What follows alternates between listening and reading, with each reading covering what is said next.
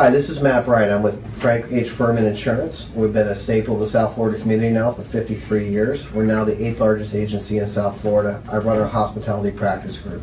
Specifically, I work with restaurants, hotels, resorts, and service providers to that industry, helping them do three things: better protect your balance sheet, control your cost, and create ease of doing business that allows you to focus on putting heads in beds and butts in seats in your restaurants.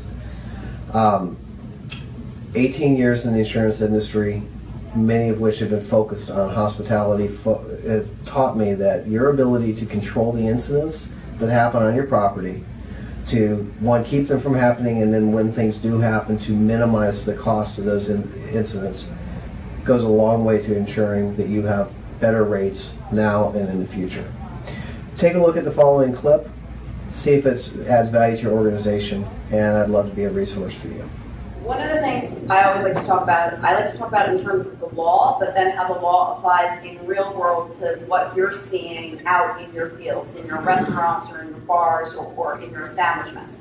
And in any premises liability case, that's any slip and fall or trip and fall, or any time anybody comes onto your property and they're going to sue you, there's elements that they're going to need to show in court. They're going to need to show that you owe them a duty.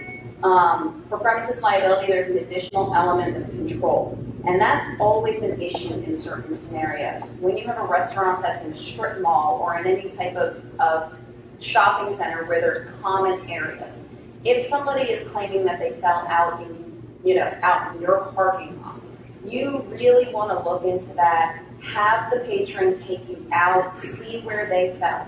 I see so many times in cases, and Jane was absolutely right. Plaintiffs' counsels will wait usually until the last possible month before they file suit. So they're filing suit 3 years and 11 months after the incident because it works in their advantage. Witnesses are gone, people have short memories, maybe you didn't keep the evidence. So if you have an incident that happens today, probably the first time that I'm going to be hearing about it is close to 4 years after the fact.